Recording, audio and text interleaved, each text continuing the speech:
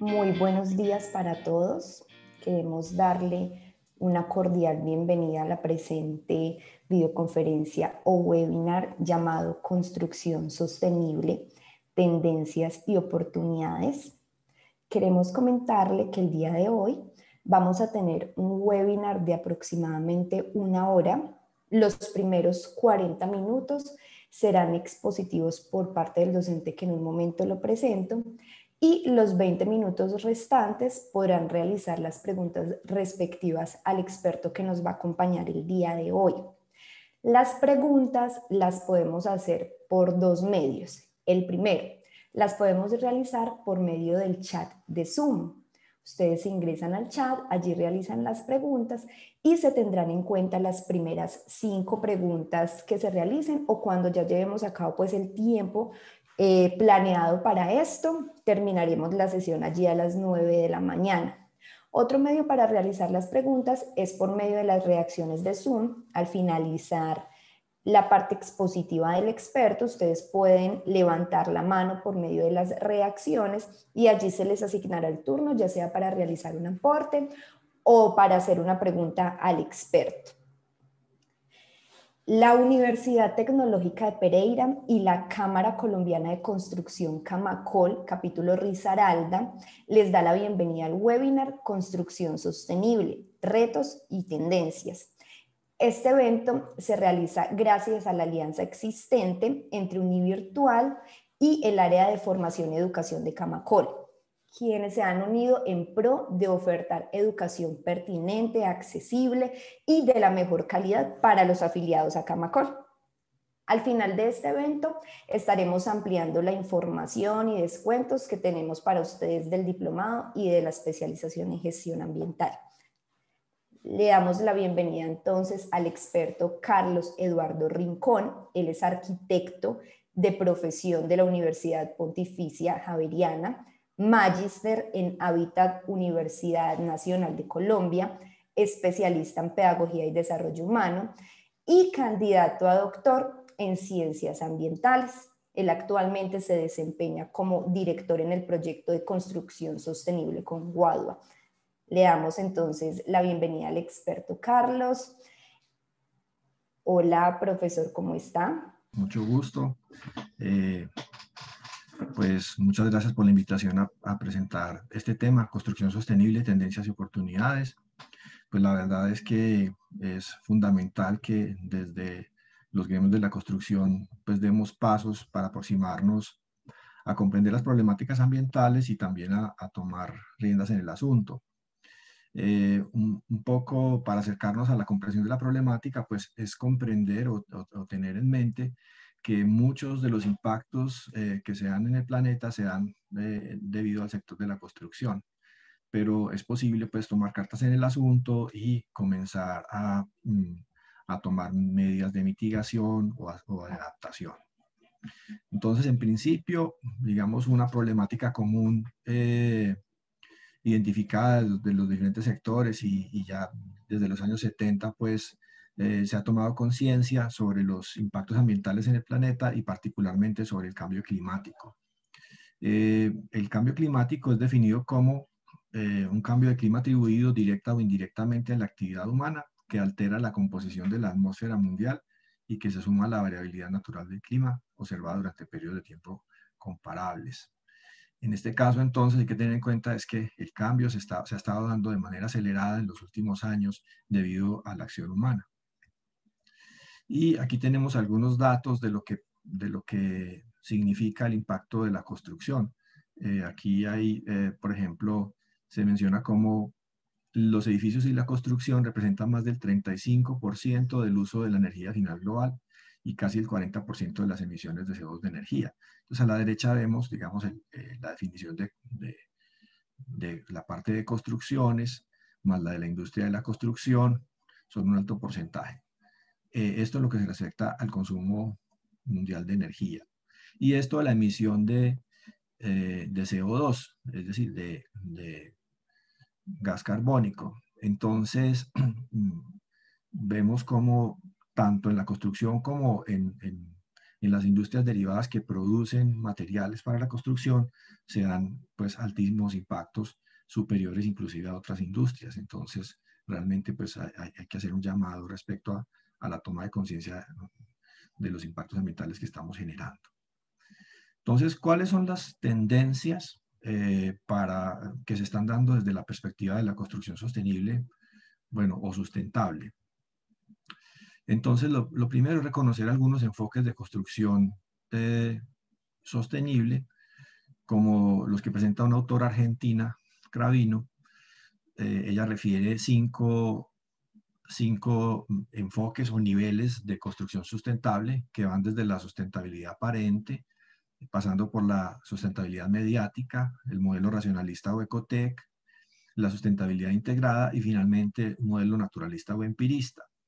Cuando uno cruza esta lectura pues, o esta clasificación que hace la autora Cravino con otra mirada que se ha hecho desde miradas a la sustentabilidad, en este caso del economista Turner de Reino Unido, entonces él lo que hace es identificar también unos gradientes de sustentabilidad y refiere que hay una sustentabilidad muy débil, una sustentabilidad débil, una sustentabilidad fuerte y una muy fuerte. ¿Por qué considero importante este cuadro? Es porque a veces como que tenemos la tendencia a echar en un mismo saco, en un mismo costal, sostenibilidad o sustentabilidad. Es decir, como se habla de lo sostenible y todos creemos estar hablando de lo mismo. Y es importante entonces comenzar a establecer diferenciaciones, en este caso como unos gradientes o unos niveles, para saber un poco a qué se le está apuntando o a qué se le quiere apuntar, o si lo que nos están presentando es un discurso o realmente detrás de ello hay un compromiso. Bueno, entonces lo que se refiere a la sustentabilidad aparente, digamos, la intención es como vender la idea de que en un proyecto hay sustentabilidad y esto se da usualmente a través de mostrar elementos asociados en el imaginario colectivo a la sostenibilidad o la sustentabilidad, como pueden ser las fachadas verdes, los paneles solares, algún tipo de energías alternativas. Entonces, a veces se quiere pues aparentar que un proyecto es sostenible, pero en este caso usualmente con, digamos, con un bajo compromiso y con una baja inversión, es decir, que parezca que se es sostenible. Otra muy parecida, pues, que identifica la autora es la sustentabilidad mediática. Quiere decir, es que se presenta en los medios de comunicación, medios impresos, periódicos, revistas, televisión, la idea de que algo es verde o se habla de ecoconstrucción o construcción sostenible y también se pretende enviar un mensaje de lo verde. Y muchas veces lo verde se queda en cosas, digamos, de mera también apariencia, como puede ser el uso del color verde, el uso de logotipos verdes, las denominaciones de los proyectos alusivas a la naturaleza. Bueno, aquí vemos algún proyecto pues, que habla de arboleda, entonces es recurrente hablar de jardines, de arboledas, de tipos de árboles, procurando, entre comillas, vender la idea de que algo es sostenible y que esto llegue pues, al usuario o al consumidor. La autora Cravino también identifica otro modelo como el Ecotec, que básicamente se refiere al modelo ecotecnológico. En este caso, yo establecería una diferenciación, y es que desde el discurso de las ecotecnologías hay unas, digamos, tecnologías artificiales o de alto impacto, que es las que yo percibo que la autora, digamos, presenta como críticas, y básicamente es la convicción o la creencia de que vía tecnología yo puedo generar condiciones de confort y compensar, digamos, deficiencias en la calidad habitacional, pero además, de alguna manera, también compensar los impactos que se dan en el planeta. Entonces, inclusive se habla de rascacielos ecológicos. Pues yo les preguntaría, ¿creen ustedes que es posible que un elemento como un rascacielos pueda llegar a ser ecológico? Bueno, ya mencionábamos al principio que de alguna manera ninguna construcción es sostenible, pues porque está generando impactos. Es decir, es muy complicado pensar en que artefactos o dispositivos complejos como un rascacielos pueda tener cero emisiones. Es muy complicado. Entonces, digamos, un poco lo que se pretende es minimizar o disminuir los impactos ambientales. Entonces, desde esta perspectiva o desde esta convicción se busca, digamos, diseños aerodinámicos, la captación de los vientos, el manejo de turbinas, también el manejo de paneles solares. Hay desarrollos tecnológicos alrededor de las celdas solares fotovoltaicas, no solamente para cubiertas, sino para fachadas, edificios que pueden, sus plantas pueden circular pensando en buscar, digamos, diferentes orientaciones que muchas veces pueden ser movidas por el deseo de tener mejores visuales, pero también se puede argumentar que es buscando mejor desempeño y orientación con respecto al sol. Entonces, digamos, es este origen más desde la parte de high-tech o de alta tecnología, y en nuestro medio un poco se percibe la introducción de esta visión más desde el concepto de la domótica. Entonces, que es el dibujo que vemos en el borde inferior, eh, lo que se promociona como hogar inteligente y hogar saludable. Entonces, hoy es común, digamos, la alusión a la construcción saludable, al hogar saludable, pero en este caso, entonces, se pretende que a través de la domótica es como se logra compensar. Hay otras miradas desde de las ecotecnologías, digamos que son miradas más alternativas, como la que presenta Ortiz Moreno, un autor mexicano que desarrolló pues, investigaciones y publicaciones alrededor del tema, quienes la definen como los diferentes dispositivos, métodos y procesos que brindan beneficios sociales y económicos a sus usuarios en armonía con el ambiente y con referencia a un contexto socioecológico específico.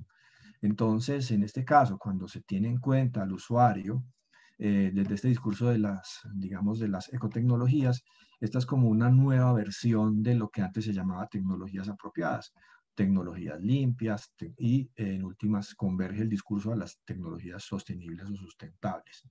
Entonces aquí hay como un gráfico de Ortiz Moreno que define las tecnologías sociales como sociotécnicamente adecuadas, orientadas a la resolución de problemas sociales y ambientales.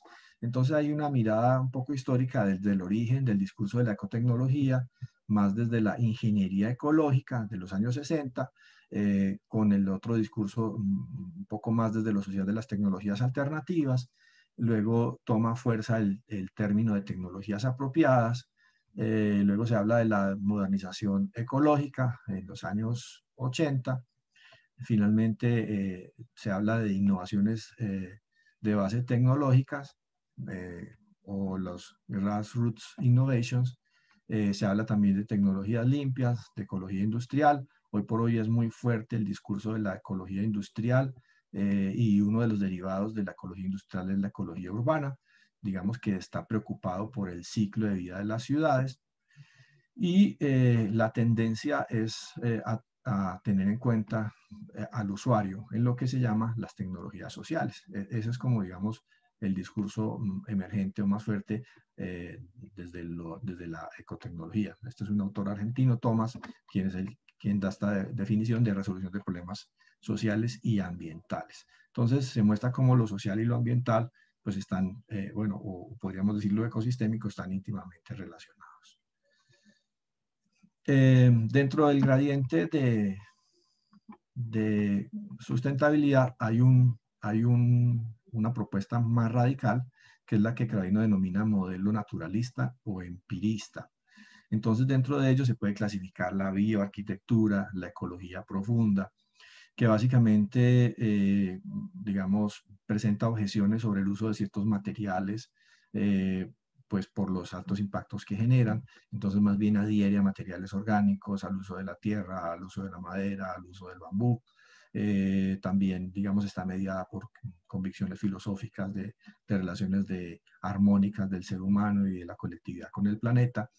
Entonces se considera un modelo, digamos, radical, que inclusive la autora lo ve de una manera crítica, porque dice que es un modelo casi, bueno, ruralista, el retorno del buen salvaje, que no es muy aplicable para la sociedad urbana contemporánea, ¿cierto? Entonces, porque, digamos, dependería de un retorno al campo, a otras formas de vida, asociados a permacultura, bueno, otro tipo de formas de vida alternativa, y hoy por hoy, digamos, la mayor parte de las personas pues estamos habitando en ciudades, entonces es un modelo pues, digamos, cuestionado en el sentido de su factibilidad. Aún desde esta tendencia, yo diría que hay un punto intermedio, y ese es el discurso de la bioclimática. Entonces el autor español Neila González dice: la arquitectura popular representa la adecuación perfecta entre el clima, las necesidades humanas y la construcción sostenible. Por ello se podría decir que es la primigenia arquitectura bioclimática. Entonces, como les decía, digamos, puede haber varias tendencias, una tendencia más high-tech y otra tendencia más low-tech. La arquitectura bioclimática es una visión más de bajo impacto, o de tecnologías de bajo impacto, que están basadas o fundamentadas en el aprendizaje histórico, muchas veces a manera de prueba y error, particularmente de la arquitectura doméstica o de la arquitectura residencial vernácula, que se da en diferentes territorios. Entonces aquí, por ejemplo, vemos imágenes de viviendas palafíticas que son adecuadas en este caso en un lago en Venezuela, que aquí también las conocemos en los orillos de los ríos, y que en el caso de la arquitectura del paisaje cultural cafetero pues es muy singular por la ladera, es decir, la arquitectura se construyó en ladera y se recurrió al sistema palafítico adaptado a la montaña, que es una singularidad de nuestra arquitectura. Pero también vemos casas coloniales con patio interior, digamos, que es un modelo pues, que viene desde Mesopotamia, que se ha replicado en el norte de África, luego en España, y posteriormente también nuestra arquitectura colonial está basada en la tipología de patio central, la cual genera un microclima interior que, digamos, ayudado por la vegetación, pues contribuye a mitigar los impactos del sol y la temperatura, y a generar un clima, digamos, adecuado, con unas buenas condiciones de confort. Lo mismo las viviendas, en este caso, son una región seca de México, son viviendas para climas cálidos, secos, desérticos, que requieren, digamos, unos materiales con alta inercia térmica. Se requiere que tengan paredes anchas, que tengan cubiertas también anchas, para, digamos, retardar la incidencia del sol, del ingreso de la temperatura al ambiente interior. Por eso tiene ventanas y vanos pequeños y demás. Y otras, digamos, otra arquitectura como la que tenemos a la izquierda, que es una casa rural con porche, que es más lo que nosotros llamamos un kiosco o una maloca, pues, que es para climas cálidos húmedos. Entonces hay la diversidad, pero muestra cómo, digamos, esta sabiduría tradicional comprende las condiciones geográficas y climáticas, y en últimas, pues, tiene una enseñanza. Este es el libro de Olguay, pues, que les recomiendo consultar. Se llama Arquitectura y Clima, y allí tiene la definición de bioclimática como el encuentro, pues, de estas dimensiones de la arquitectura, el ser humano y la tecnología y el clima.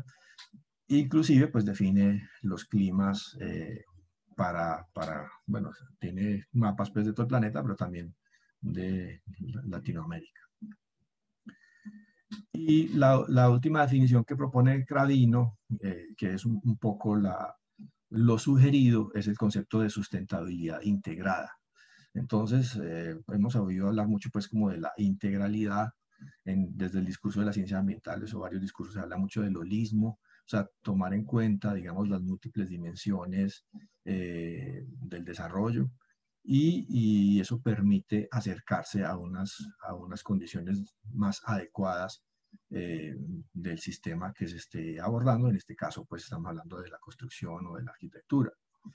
Entonces, ella define, pues, esta sustentabilidad integrada como un proceso consciente tendiente a introducir mejoras en el diseño arquitectónico y en la resolución constructiva de los edificios, de tal modo que con un pequeño incremento de costos se obtengan notables beneficios en ahorro energético y adecuación ambiental, mejorando la calidad de vida de sus ocupantes. Y da unos primeros tips, digámoslo así, sobre los factores que deben incidir en las decisiones de diseño, como la orientación y las visuales. Quiere decir esto que es un tema central, preocupación de la arquitectura bioclimática, pues, entendiendo cómo debería incidir el sol, el viento y demás.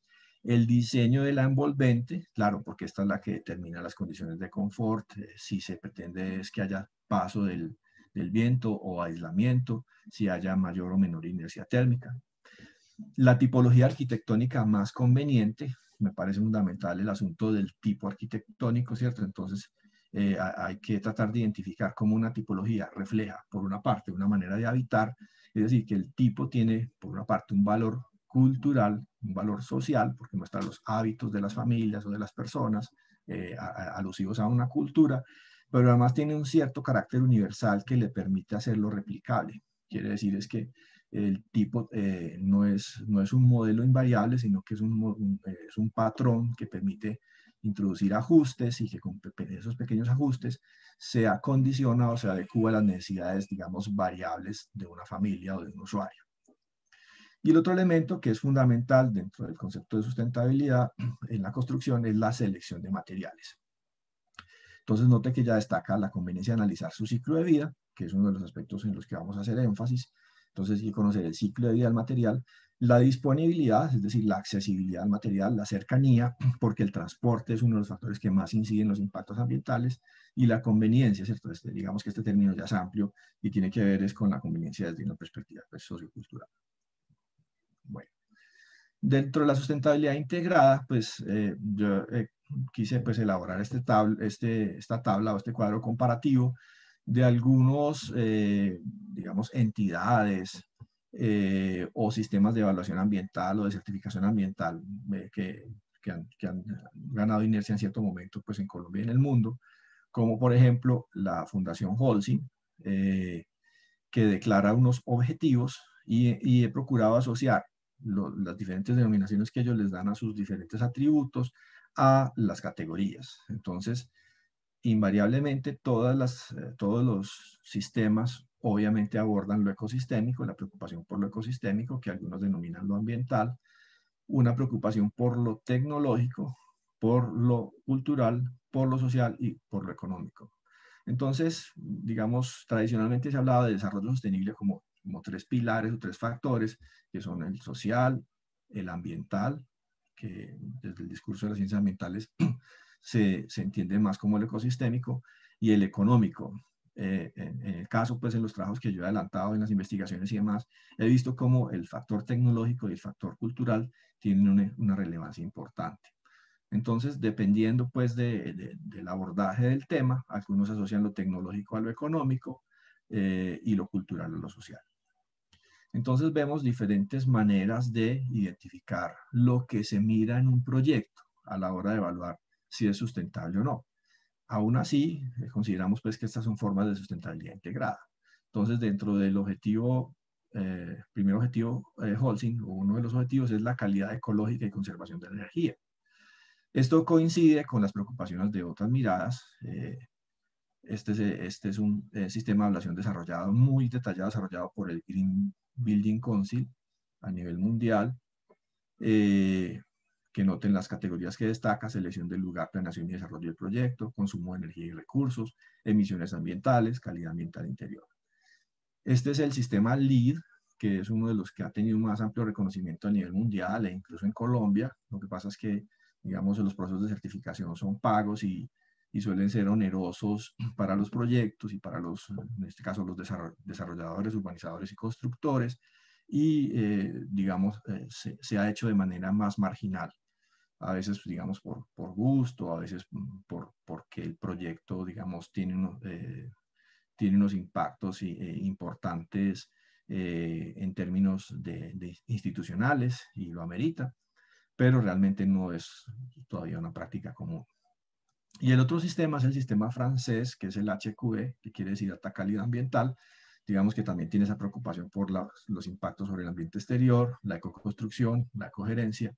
Y hay otro muy importante que es asociado a lo bioclimático, que es la calidad ambiental interior. Entonces, es recurrente también en el LEED y también en el HQE, creación de un ambiente interior satisfactorio. Entonces, el confort interno, el confort es un factor, digamos, recurrente, una preocupación constante en todos los sistemas y las miradas, pues porque finalmente es lo que se pretende desde la arquitectura.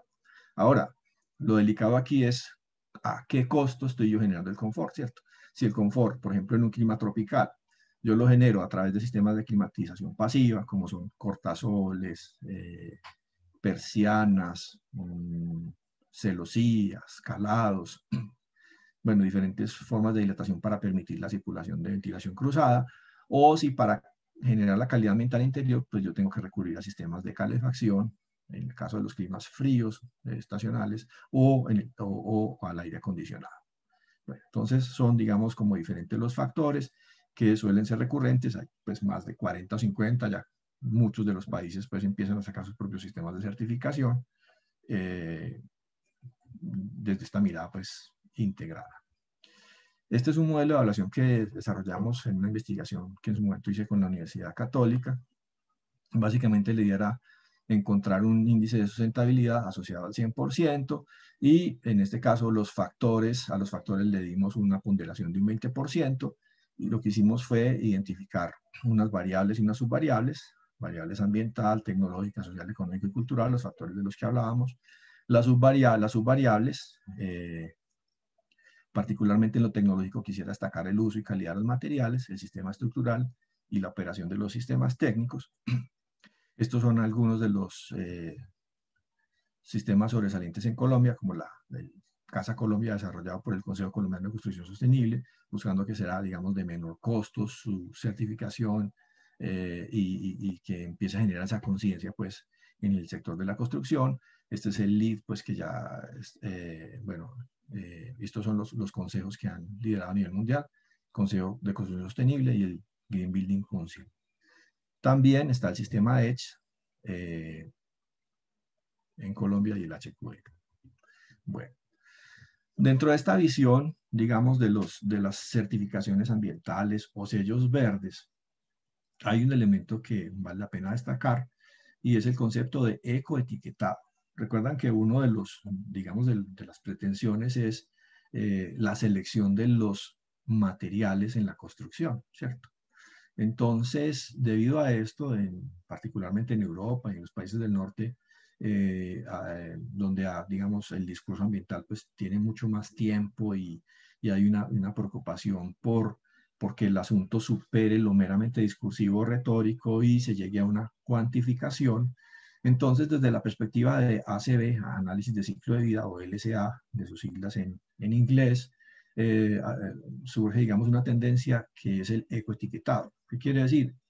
Que los productores, digamos, de materiales tratan de obtener certificaciones para llegar al usuario, para llegar al mercado con una promesa de valor. Es decir, que muestran cómo son, digámoslo así, sostenibles o sustentables. O sea, esa es la pretensión, mostrarlo.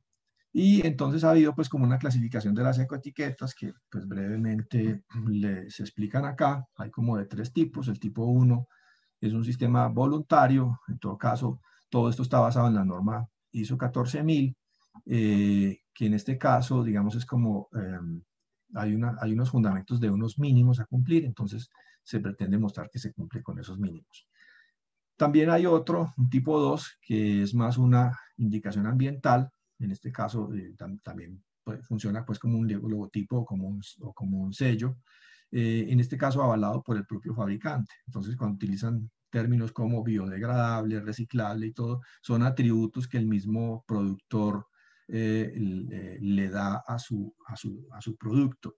En este caso no se ha generado, digamos, o no se ha generado la certificación por un tercero.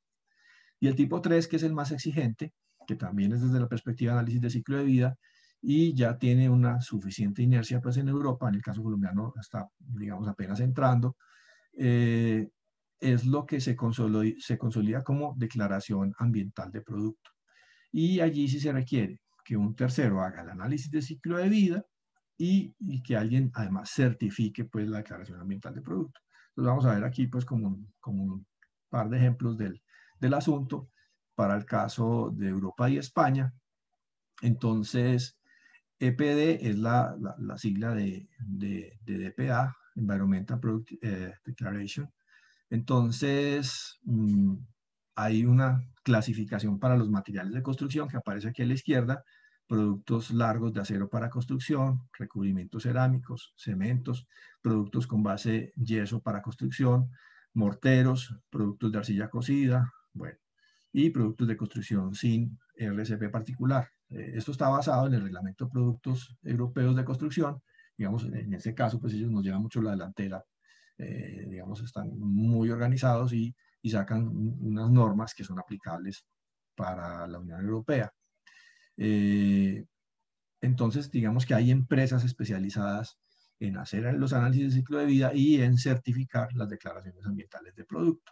Este es el caso de una declaración ambiental de producto que uno, pues, digamos, el productor, pues, la entrega, pues, o la hace pública para los usuarios, que básicamente es una especie de manual técnico que tiene unas 17 o 18 páginas, donde se establece, digamos, cuáles son los impactos ambientales del producto, ¿cierto? Entonces se muestra quién, digamos, quién es el beneficiario, en este caso la Asociación de Sostenibilidad Siderúrgica, quién hizo análisis de ciclo de vida, a Valeo, quién hace la certificación de la declaración ambiental de producto, que es AENOR, ¿cierto? Y aquí se muestra, pues, cómo es una certificación externa. Y aquí quisiera destacar algunos de los elementos que son claves desde esta perspectiva y desde el análisis de ciclo de vida. A la izquierda vemos la tabla de los límites del sistema. Quiere decir es que hay que primero hacer un estudio de cuál es cuáles son las etapas del producto en las que se va a hacer la evaluación, el análisis de ciclo de vida, y cuáles son, digamos, los subprocesos que están asociados y los diferentes momentos, desde la producción, la construcción, el uso y el fin de vida. Entonces es clave pensar cuál va a ser el fin de vida, digamos, de los diferentes productos. Entonces, por ejemplo, uno de los productos que ustedes saben son más problemáticos son las baterías, ¿cierto? Las pilas. Eso uno no sabe cuál es la disposición final. Y hay otros muchos productos, digamos, que se usan cotidianamente que, pues, como aquí no tenemos la costumbre de separar en fuente, no es que en los hogares tengamos la bolsa, la caneca especial para lo orgánico, para los plásticos, para los metales, eso debería ser así. Entonces, es incierto la disposición final. Lo que se espera es que cuando se consiga un edificio, uno sepa finalmente cada uno de los componentes a dónde va a parar y justamente que eso permita hacer un reciclaje o una biodegradación. Bueno, y aquí a la derecha tenemos una tabla que muestra los impactos ambientales potenciales, en este caso de una tonelada de producto. Entonces, digamos que la medida o el patrón que se volvió más recurrente es hablar de huella de carbono. Entonces, muchas veces cuando se habla de la huella ecológica, se habla de la huella de carbono y se habla de kilogramos de CO2 equivalente. Entonces, este es, digamos, el gas efecto invernadero que se volvió como un patrón de medida, pero obviamente hay otro tipo de impactos, no solamente en el aire, sino en el agua o en el suelo, que son cuantificables. Y para ello existe, pues, software especializado de análisis de ciclo de vida, como el OpenLCA, o como el CIMAPRO, o como el Humberto, pues que permiten establecer, digamos, cuantitativamente, no solamente cualitativamente, sino calcular los impactos potenciales de un producto. O, en el caso de la construcción, también de un edificio. Y hay digamos, un desarrollo interesante desde esta mirada de la sustentabilidad integrada aplicado a la arquitectura vernácula, que es un poco el tema que yo he venido trabajando en la tesis doctoral, que es la investigación Versus, que quiere decir arquitectura vernácula sustentable, desarrollada en 4 países europeos, que mira 15 elementos asociados a los proyectos o a los edificios o a las edificaciones, y cuyo propósito es aprender de la arquitectura tradicional o vernácula, cómo tiene un mejor, digamos, desempeño en términos de sustentabilidad, que da lecciones o que trae lecciones para la arquitectura contemporánea.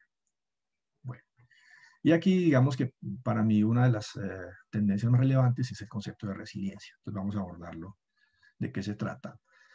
Se define como la capacidad de un material, mecanismo o sistema para recuperar su estado inicial cuando ha cesado la perturbación a la que había estado sometido. Los ingenieros civiles y especialistas en estructuras que estén presentes, pues podrán reconocer que la resiliencia, digamos, es una de las condiciones que se miran en materiales y también en los sistemas estructurales. Pero tienen, digamos, ha sido utilizada desde diferentes orillas o desde diferentes enfoques. En este caso, digamos, ha sido reinterpretada. Desde la ecología, Folk la define como la capacidad que tienen los sistemas de, ojo, resistir una perturbación, recuperarse y autoorganizarse. Entonces a la derecha vemos un gráfico de la sustentabilidad de un sistema socioecológico, que es la unidad de estudio, el objeto de estudio desde las perspectivas de la ecología.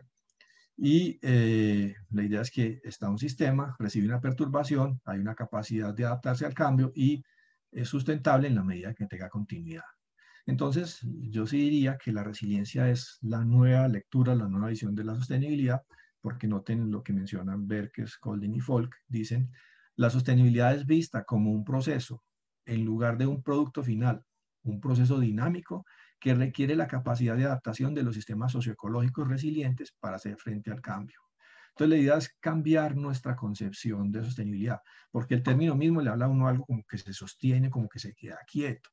Y al contrario, esta visión de la resiliencia lo que le habla a uno es que un sistema técnico, un sistema socioecológico, dependiendo cómo uno lo estudie, yo pues he mirado más los sistemas técnicos, pues porque nosotros producimos objetos materiales, los edificios, los proyectos son objetos materiales que desde el enfoque también de la ecología son reconocidos como sistemas socioecológicos.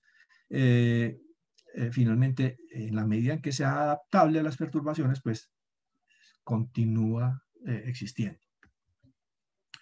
Ha habido un discurso más fuerte de la resiliencia urbana, pues liderado por el ONU Habitat, diciendo pues que hay que, digamos, revertir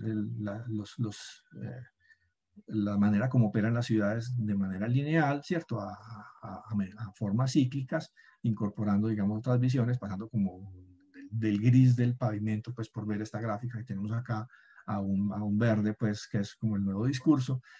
Y dicen, bueno, hay que mirar varias cosas, o sea, que no solamente está centrado en la construcción, ¿cierto? Que hablaría de viviendas equitativas y financiación de infraestructuras, sino que habla de agua y saneamiento, seguridad alimentaria, empoderamiento y compromiso de los jóvenes y transportes. O sea, son betas que ellos ven importantes para avanzar en el concepto de resiliencia urbana, que es la capacidad que tiene la ciudad de recuperarse rápido de los impactos que sufre el sistema. Entonces aquí está un gráfico del sistema socioecológico, definido como un sistema complejo y adaptativo, en el que los componentes interactúan. Entonces básicamente, digamos, aquí estaría como entendida la construcción, dentro de sistemas ecológicos, en este caso un sistema construido, es decir, la naturaleza no pura, sino ya hay una transformación, y aquí hay unas dimensiones, algunas cosas son tangibles y otras no, porque eso hace parte de los sistemas sociales, y finalmente en esas dinámicas es que se dan los sistemas. Entonces, al mirar las perturbaciones y la manera como se recuperan, puede haber procesos de adaptación o de transformación. Las perturbaciones pueden ser de dos tipos. Aquí pues, he enunciado algunas de las que he hecho en el trabajo pues, de la tesis doctoral de la vivienda vernácula del paisaje cultural cafetero. Y es como, por ejemplo, cambios en la productividad, exposición a agentes climáticos, transformaciones en los hábitos o impactos negativos sobre el sistema. Pero hay otras externas como, por ejemplo, cambios en la calificación de la mano de obra, las actividades socioeconómicas, el cambio de usos del suelo y demás, que pueden impactar, digamos, la vivienda o la construcción. Entonces, este es el sistema antes del impacto. Se llega la perturbación o el impacto, hay un proceso de adaptación y sale algo. Cuando, digamos, cuando el sistema no se modifica mucho, ahí hay un proceso de adaptación. Pero se sostiene, o sea, es sostenible y sustentable. Pero cuando el impacto o la perturbación es muy, muy desestabilizante, pues el sistema en procura de sostenerse se transforma. Entonces continúa, pero ya no es idéntico al sistema original. Entonces, un poco la manera como se dan los procesos de adaptación y transformación en general en los sistemas, pero también en construcción y en arquitectura. Aquí, digamos, tengo un ejemplo desarrollado en ese marco de la investigación que les mencionaba de Versus, y es como unas bodegas en lugar del Japón que están expuestos a inundaciones, entonces eso ya lo saben los usuarios, ya construyen las bodegas levantadas pues con unos pedestales o terraplenes, ¿cierto? Y entonces buscando disminuir la vulnerabilidad, ¿cierto? Cuando se da otro evento, otra perturbación que supera, digamos, los niveles, entonces las siguientes bodegas las construyen metros más altos. Entonces es como mostrando el sistema cómo se va adaptando, transformando según las circunstancias. Esto para, digamos, ejemplificar o ilustrar la resiliencia. Aquí quiero mostrarles pues un estudio de caso con una visión que, digamos, procura ser integral. Pasaré unas diapositivas, digamos, rápidamente con imágenes. Y es el caso de vivienda rural de Bareque en Colombia y Ecuador. Entonces, lo primero, este es un gráfico que muestra la resiliencia del Bareque, es decir, cuáles han sido sus trayectorias en el tiempo y las transformaciones. Es una tecnología que es híbrida entre, una, digamos, mixta o mestiza del encuentro entre la vivienda indígena prehispánica y la arquitectura colonial española, que empiezan a tener transformaciones. A cambios sociales, surge el rancho de barra en tierra. Se da el proceso de colonización, surge el Bareque fundacional. La arquitectura española en Colombia se desarrolla a través del sistema de tapia pisada, se da el problema, la perturbación de los sismos o de los terremotos, y del encuentro entonces de esta construcción de tapia pisada y el Bareque fundacional surge en principio el estilo temboralero, que en el primer nivel es de tapia pisada y en el segundo nivel es de bareque, digamos, tradicional, de guado y madera y recubrimiento de cagajón. Desde este Bareque fundacional hay una distorsión, entre comillas, pues, o una expresión alternativa, que es el Bareque de invasión en ladera, que básicamente es como, digamos, las personas con menos recursos adecúan su hábitat y se asientan en algún lugar. Surgen los bareques tradicionales, que son varios y pues no los vamos a abordar. El bareque intervenido, y es con esa idea, digamos, de la modernidad a principios del siglo XX, empieza a hacérsele muchos elementos de cemento, y esos elementos de cemento son los que en los sismos se encargan de dañarlos. Y posteriormente la tecnología contemporánea, que es la que ha logrado sobrevivir, es decir, que evidencia la resiliencia del bareque, es el bareque encementado contemporáneo. Entonces, es un poco para ver cómo no es un proceso lineal, sino que es un proceso con ajustes y desajustes, ires y venires. Entonces, iniciamos con un análisis tipológico. Las tipologías recurrentes de la vivienda rural del paisaje cultural cafetero son la de bloque único y la de L. Quiere decir es que esto tiene un valor en términos culturales y en términos tecnológicos. Este es el sistema de bareque encementado que se desarrolló pues, en el marco del proyecto de fortalecimiento de la cadena de valor de la construcción sostenible con Guadua, proyecto de cooperación suiza que se mencionaba al inicio,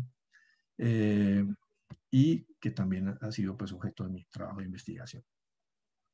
Esta es un poco la expresión de la propuesta de una vivienda rural vernácula contemporánea, concebido desde el marco normativo del decreto 1934 de 2015, que era el que regulaba la vivienda rural cuando era competencia de Minagricultura, que básicamente permitía identificar pues, unas áreas mínimas. Lo que nosotros hicimos fue concebirlo de una manera modular, ver cómo el módulo permitía múltiples opciones de agrupación de acuerdo a las necesidades o preferencias del usuario. También la progresividad, es decir, que podía anexarse en el tiempo. Esto logró pues el aval de Minagricultura y desarrollamos una especie de rompecabezas tipo tangrama que permite la interacción con los usuarios para mirar posibilidades de adecuación, pero digamos que las instituciones pues, no están listas para sistemas, sino más bien para prototipos. Bueno, entonces seleccionamos una tipología en L y básicamente hicimos los diseños y los estudios para la tipología en L. Estas son un poco las fotografías digamos, de la espacialidad. Y en este momento estamos ya a puertas de obtener la licencia de construcción para construir un primer prototipo en el campus de la Universidad Tecnológica de Pereira. La universidad estaba muy comprometida con el concepto de Green Campus, con el de campos sostenibles, con el concepto de materiales alternativos. Entonces aquí se va a desarrollar un proyecto que tiene una vivienda rural, digamos, esta tipología, y también un acuario con una estructura de guado. Estos son pues como las edificaciones ya implantadas. Y aquí los análisis que se hacen desde la bioclimática, como el tema de la ventilación cruzada, el análisis de viento, posibles incidencias del viento según cómo se implanta el edificio, la afectación solar por ventanas, es decir, los diámetros, las dimensiones de las ventanas, aparte, digamos, cumplen la función de iluminar para disminuir consumo energético. Si yo tengo que prender la iluminación en el día, pues estoy haciendo mayor impacto ambiental. Pero si las ventanas no están bien concebidas, si yo tengo mucho sol ingresando al espacio interior, que sería este caso, pues lo que se refleja aquí en amarillo, pues las condiciones interiores de confort son inadecuadas. Entonces se hace un estudio de afectación solar por ventanas, se chequea los porcentajes de iluminación natural por el tipo de espacio, ¿cierto? Entonces, diferente si es el área privada, si es el área social o si es el área de bodega. Y bueno, ya tenemos, pues hace mucho rato tenemos marcos normativos del 2002 para hacer diseños en bareque encementado, diseño estructural. Hicimos la evaluación EDGE, que es el sistema, digamos, desarrollado por el grupo del Banco Mundial para certificar los proyectos, con el cual sabemos que Camacol pues, tiene su compromiso en Colombia, y básicamente es un tipo de sello verde que es accesible y, digamos, permite una ventaja, y es que en línea tiene un simulador que hace que un gestor de proyecto pues, pueda estudiar la conveniencia de hacer variantes en el diseño en miras de obtener una certificación de construcción sostenible. Entonces, en este caso hicimos la evaluación de la vivienda de bareque encementado y obtuvimos ahorros muy significativos, en este caso de energía del 67%, de agua del 22%, lo mínimo que se exige es 20%, y de energía incorporada en materiales, que es, digamos, la gran virtud, en este caso, pues, del bareque encementado, pues, por el uso del aguado, de ahorros del 73%. Bueno, ya habíamos hecho otro ejercicio para viviendas de bambú en Ecuador, comparado con sistemas tradicionales de bloque de cemento versus bareque encementado. Aquí hicimos el análisis de ciclo de vida. Este es el inventario de ciclo de vida. Aquí está el flujo de los impactos. Entonces notamos que lo que más impacto genera, digamos, matemáticamente, pues, o con cálculos cuantitativos, es el cemento. Y aquí vemos digamos, el comparativo de una vivienda en bareque versus o en bambú versus una vivienda de bloque de cemento. La huella de carbono generada entonces es 75,6 kilogramos de CO2 equivalente en el caso del bareque encementado, y aquí aparecen otros sistemas constructivos, entonces se muestra pues que es mucho más eficiente. En el caso del bloque de concreto estaríamos en 152 kilogramos de CO2 equivalente, o sea, el doble. Ahora, si uno en el análisis incluye el tiempo de crecimiento y captura de carbono durante el crecimiento del gradual, entonces, de hecho, no hay una huella positiva, sino una huella negativa. No hay huella ecológica de CO2, no hay huella de carbono. Entonces, digamos, empieza uno a ver como si la selección del material incide realmente en los impactos ambientales. Bueno, y oportunidades, aquí vamos brevemente ya a referir algunas oportunidades que quiero poner a su consideración. Uno, adoptar enfoques de sustentabilidad fuerte que contribuyan a la mitigación del cambio climático. Es decir, que veamos cómo se puede tener un compromiso creciente con el ambiente y institucionalmente se adopte, sea a través de empresas o instituciones. En el caso de la tecnológica, pues, como les decía, está el tema del Green Campus, pero además se está explorando construcción con sistemas alternativos. En este caso se llaman aulas alternativas, que fueron construidas en bambú. Asumir la gestión ambiental y adoptar buenas prácticas desde el enfoque de responsabilidad social empresarial. Entonces, hoy por hoy, digamos, compañías constructoras grandes tienen su departamento de desarrollo e innovación, también tienen departamento de gestión ambiental. Entonces, la idea es que se asuma, digamos, la gestión ambiental desde ese rol del compromiso social, pues, de la empresa. Aquí, pues, estamos poniendo un render de un proyecto que está en construcción en el momento en la tecnológica, que es la Facultad de Ciencias Ambientales y Agroindustrias. Estos 3 módulos son para el programa de Ingenierías de las Maderas y las oficinas de la facultad. Y este otro proyecto es un nuevo observatorio de la Universidad Tecnológica de Pereira, donde, digamos, estamos también combinando tecnologías. Hay madera laminada, elementos de concreto, como el cilindro central, y tensores metálicos. Entonces estamos combinando esto, pero muestra un poco el compromiso, pues, que en este caso ha asumido la universidad. Innovar considerando la combinación de sistemas constructivos y ecomateriales.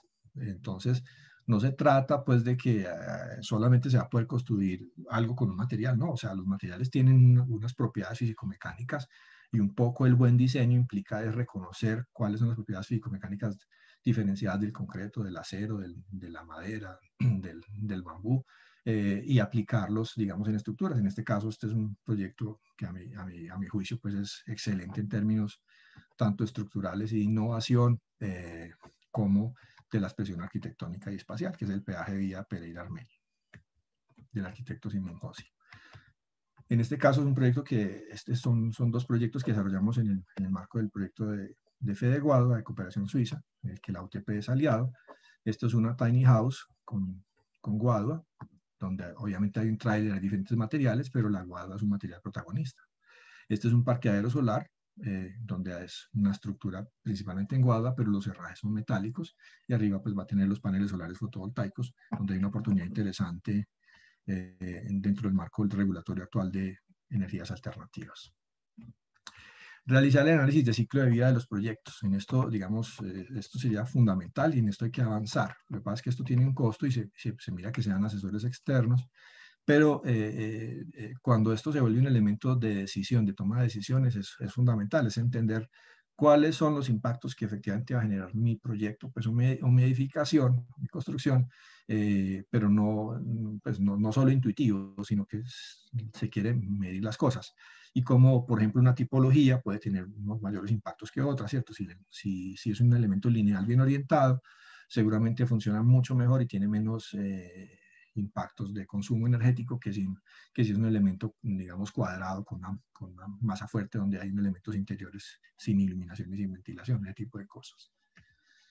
Obtener los sellos verdes como factor diferenciador. Aquí vemos, pues, un caso de un proyecto, pues, en Colombia, pero la idea es que obviamente esto, digamos, vaya ganando mucha más inercia, y que esto pueda llegar a unos nuevos usuarios, o que cada día son más, digamos, conscientes de los aspectos ambientales, y que están demandando, bueno, hasta dónde me están dando un producto que así tenga un poco mayor precio, tiene un valor agregado en términos de conservación del ecosistema. Involucrar al usuario en el proceso de diseño. Yo entiendo, pues, que en proyectos estándar es un poco complicado, pero hay que, a través de procesos de flexibilidad, ver cómo se involucra. En este caso, pues, es un diseño de una portería aquí en Cerritos, que, digamos, a través de la opción de alternativas se llegó a, digamos, a lo que pretendía el usuario en términos estéticos y espaciales y constructivos. Bueno, aquí, pues, las referencias, unos reconocimientos de las investigaciones concluidas y en curso, y mi agradecimiento. Con mucho gusto abrimos espacio para las preguntas. Listo, profe, muchísimas gracias. En este momento tenemos una pregunta de Alejandro Izaza. Él nos dice, en los prototipos de vivienda que están desarrollando, ¿no se está analizando la posibilidad de usar materiales reciclados y reutilizados? Bueno, muchas gracias por la pregunta. Lo primero, digamos que en esta fase del proyecto, donde estamos orientados a vivienda rural, y lo que pretendemos es que en este caso el paisaje cultural cafetero se revalore el uso, pues, particularmente de la guadua, de la esterilla, del barete encementado. La parte principal del sistema es, digamos, materiales renovables, o sea, bambú y madera. sí se ha querido y se ha estudiado y estamos tratando de incorporarlo en una nueva fase de proyecto, pero tenemos, digamos, cierta dificultad con el tema de homologación de materiales. Entonces, por ejemplo, tú consigues tejas termoacústicas estándar, digamos, avaladas y demás, y la idea es tener tejas termoacústicas y livianas, algunas con materiales reciclados, pero no, digamos que no hay todavía como las plenas garantías. Entonces, sí se puede a nivel de prototipos, pero lo que pasa es que puede tardarse su implementación ya para la ejecución a escala. También lo hemos pensado para los pedestales de las columnas, digamos, trabajando con plásticos en lugar de cemento, con plásticos reciclados, lo cual demanda la fabricación y la producción de unas matrices costosas que requieren financiación, digamos, externa en procesos de investigación, desarrollo e innovación. Entonces, sí lo hemos considerado y lo estamos formulando en un nuevo proyecto que estamos desarrollando bajo el concepto de economía circular. Entonces, sí se quiere, pero para la primera fase, digamos, no se logró incorporar. Alejandro nos propone, en pisos, en chapes, placas de piso podrían ser ingeridos. Incluso en los temas de mobiliario podría impulsar esta tendencia. Bueno, si nos puede referir las empresas, los proveedores, maravilloso. De eso se trata. Y quisiéramos ver hasta dónde pues, han llegado pues, a certificar los productos que no tengan impactos para la salud humana y en el caso de si tienen función estructural, pues que cumplan con la NSR 10. Listo, profe, tenemos una pregunta de Daniel. Nos dice, ¿hay ejemplos de construcción sostenible en vivienda multifamiliar en altura para condiciones urbanas? Sí, sí. En este caso, digamos, te recomendaría ver la página del Consejo Colombiano de Construcción Sostenible. Ellos tienen como estudios de casos, ¿cierto?, de buenas prácticas y muestran cuáles proyectos han recibido certificaciones, particularmente certificaciones LEED en Colombia, y hay varios proyectos certificados y algunos proyectos son en vivienda. Lo que pasa es que, como les decía, hay varios tipos de certificación, entonces ellos han hecho énfasis en la certificación LEED y en una certificación propia que desarrollaron que la llaman Casa Colombia. Entonces sí hay ya pues varios proyectos certificados y allí podrían ver ustedes pues como la relación y ver las fichas técnicas para ver cuáles son, digamos, las enseñanzas o los elementos que tuvieron en cuenta en su momento para diferenciarse y para evidenciar por qué son sostenibles. Bueno, y además desde Camacol se ha liderado el sistema Edge, que también ya empieza a tener certificaciones, proyectos certificados. Listo, profe, hasta el momento no tenemos más preguntas. Muchísimas gracias entonces por acompañarnos el día de hoy, un tema muy interesante. A todas las personas que asistieron les vamos a enviar a su correo electrónico la grabación del presente webinar y la presentación del docente en PDF también para que la puedan revisar. Ana María nos dice, ¿la madera plástica es un material ecoamigable? Bueno, lo que pasa es que hay diferentes concepciones sobre los materiales. Entonces, lo ideal es que los materiales sean renovables. O sea, para mí un material es más sostenible si es renovable. Es decir, si el planeta como sistema lo puede generar. Y ese es el caso de lo que se siembra, como la madera, como el bambú. Cuando estamos hablando de la madera plástica, básicamente son productos generados químicamente. Entonces, no es un material, digamos, que se renueva. ¿Cuál es la virtud? La madera plástica que se produce a partir de residuos, es decir, que se toman, digamos, bolsas de plástico o residuos de plástico y se reciclan, sí es un material ecoamigable en el sentido de que alarga la vida útil de un material que ya está impactando. Ustedes han oído mucho tal vez y han visto videos de lo de isla de plástico y demás, ¿cierto? Entonces, eso es lo que ha dado lugar a, digamos, preocupaciones porque los plásticos nos desbordaron en las últimas décadas, es lo que ha dado lugar a estas, digamos, respuestas tecnológicas de la madera plástica. Ahora, yo diría, si es reciclando plástico, sí diría que es un material ecoamigable. Pero si es un material que, digamos, tú tienes que producirlo químicamente de cero, realmente no lo vería como ecoamigable. Entonces hay que hacer esa diferenciación. Y aquí hay que tener un cierto cuidado y es, digamos, con la parte de la salud humana, ¿cierto? Que el material, digamos, una vez desarrollado, pues como en cuartones o en listones o en vigas de madera o algo, no genere olores o no genere gases o no genere elementos químicos que vayan en detrimento de la salud humana. Entonces hay que cuidar esto. ¿Qué es lo que puede pasar cuando yo reciclo, cierto? Porque a veces desconozco la fuente del plástico reciclado. Entonces hay que hacer, digamos, estudios y verificar que el material no esté generando efectos en la salud humana. Listo, profe, vamos con la pregunta de Laura. Laura Flores dice, buenos días. ¿Qué aspectos se deben tener en cuenta para calcular la huella de carbono? Sí, bueno, lo que pasa es que hay que hacer se llama inventario de ciclo de vida.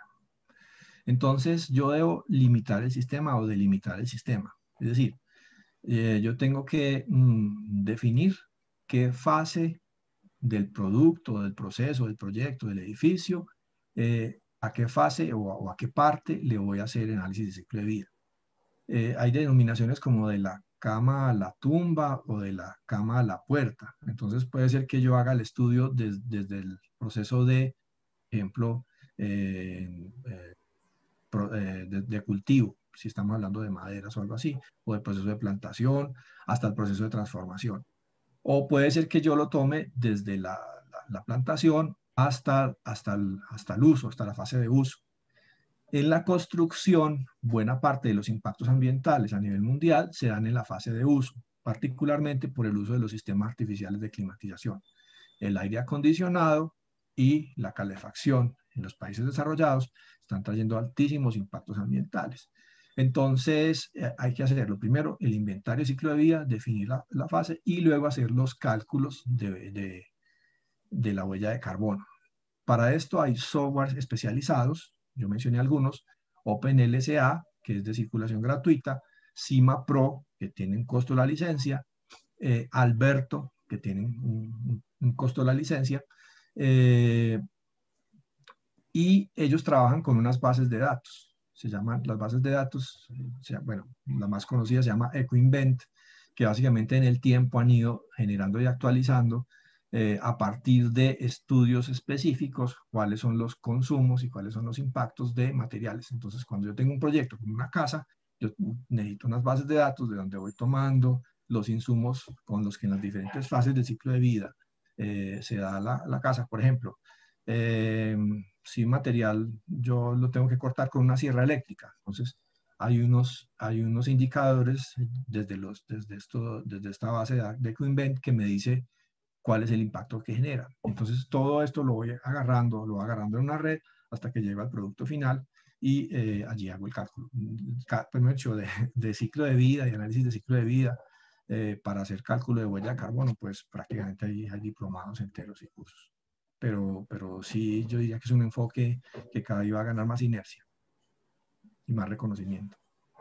Profesor Carlos, muchísimas gracias por acompañarnos el día de hoy.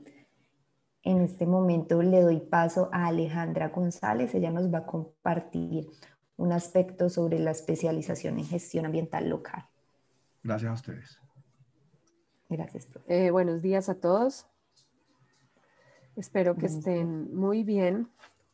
Y pues esta parte es como para recordarles la oferta que tiene la Facultad de Ciencias Ambientales y Univirtual con Camacol.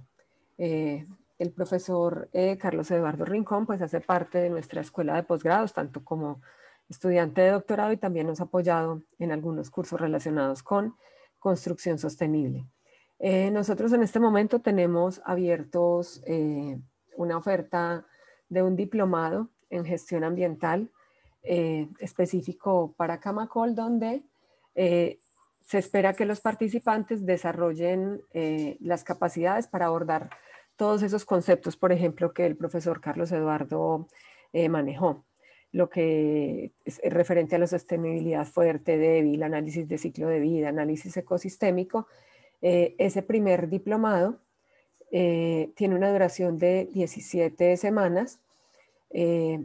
La materia o el diplomado se llama Gestión Ambiental y tiene un costo de 1.800.000. Hemos manejado unos descuentos especiales para afiliados Camacol, y es que si existe un grupo de más de 27 personas, tendrán un 20% de descuento y mayor de 22, un 10% de descuento. Entonces, para nosotros como escuela de posgrados es clave que los que posiblemente sigan con el proceso de formación en el segundo diplomado en construcción sostenible tengan unas bases muy sólidas en términos ambientales, en lo que se refiere. Entonces, en el chat, Beatriz copió el link de la dirección donde pueden encontrar todo el programa de este diplomado. Nosotros también, dentro del programa que tenemos en educación continuada con UniVirtual, estamos manejando la especialización en gestión ambiental local, metodología virtual. Tanto el diplomado como la especialización son 100% virtuales. Lo que queremos con esta especialización en gestión ambiental local es formar especialistas que puedan empezar a involucrar temas ambientales dentro de su quehacer. Para el caso de ustedes, podrían tomar materias relacionadas con la construcción sostenible y los créditos que se desarrollen a nivel de diplomado, es decir, si toman la decisión de hacerle el diplomado en gestión ambiental y luego el que posiblemente se ofrecerá en construcción sostenible, son materias que ya han ido añadiendo al plan de estudios. También en este momento estamos en inscripciones de la especialización en gestión ambiental local y también toda la información la pueden encontrar a través de nuestra página web. No sé si tengan alguna duda específica frente al diplomado o a la especialización.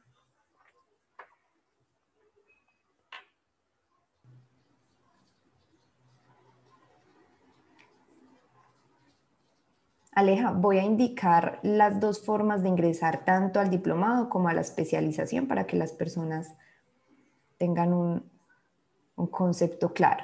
Para ingresar a la información del diplomado, pueden ingresar a la página de aprende.utp.edu.co.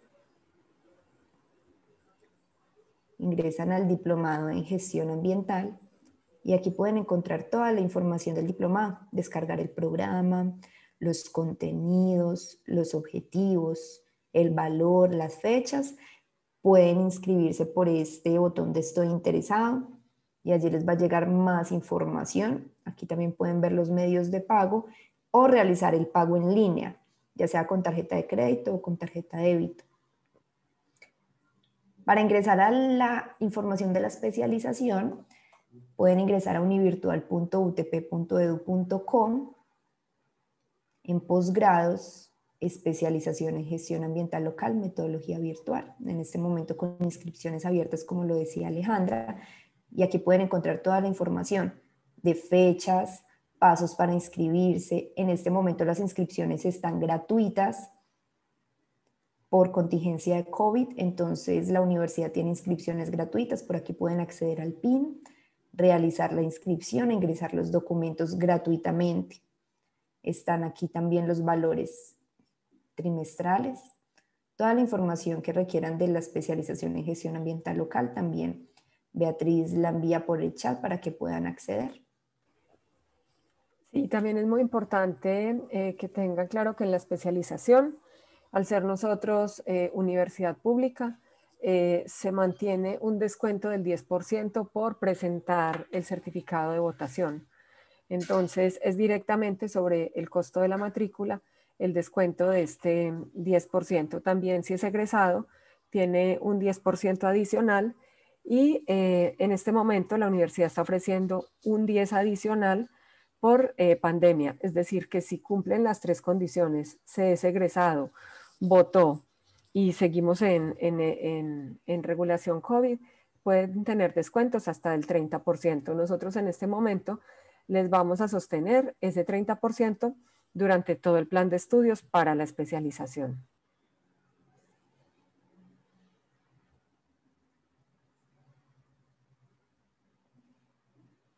Bueno, muchísimas gracias por la participación. ¿Algo adicional para comentar, Beatriz o Alejandra?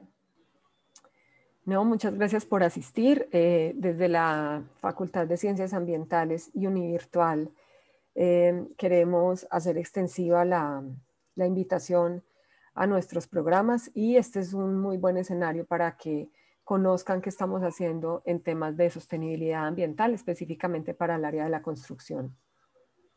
Muchas gracias, Alejandra. Muchas gracias, profesor Carlos. Les deseamos un feliz día a todos y a sus correos electrónicos entonces enviaremos la información presentada. Que estén muy bien. Feliz día.